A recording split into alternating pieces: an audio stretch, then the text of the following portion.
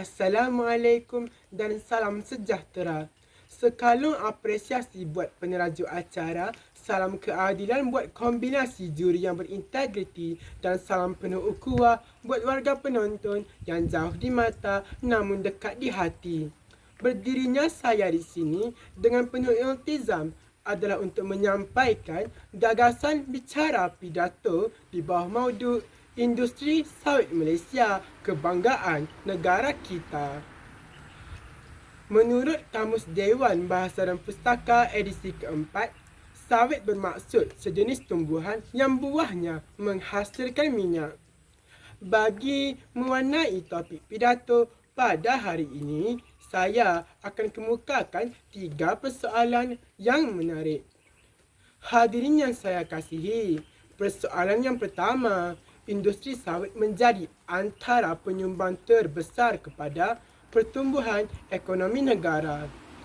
Bersumberkan Akhbar Harian Metro, industri sawit menjadi penyumbang keempat terbesar kepada pertumbuhan ekonomi negara.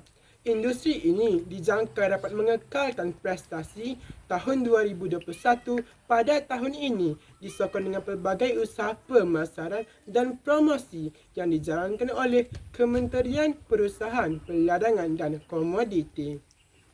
Menterinya, Datuk Zuraida Kamarudin berkata, beliau optimis bahawa industri ini dapat mencapai matlamatnya dengan pengeluaran minyak sawit yang dijangka mencapai kira-kira 20 juta tan. Persoalan yang kedua, tindakan Kesatuan Eropah yang menyekat penggunaan minyak sawit dalam bahan api bio telah menjejaskan industri sawit antarabangsa.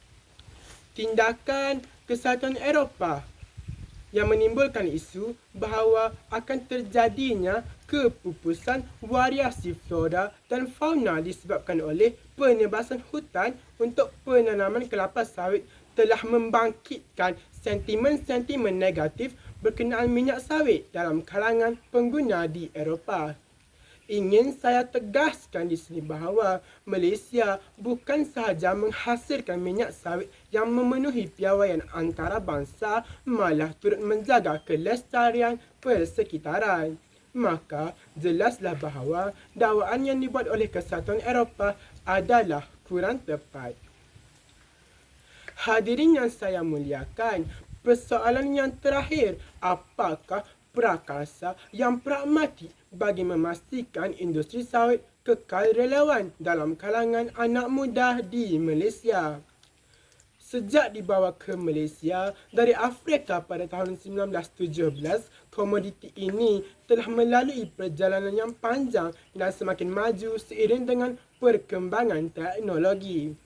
Bagi memastikan kemampanan industri sawit, generasi muda haruslah diberi pendidikan awal berkenaan industri sawit, memandangkan mereka akan menentukan hala tuju industri sawit Malaysia pada masa akan datang.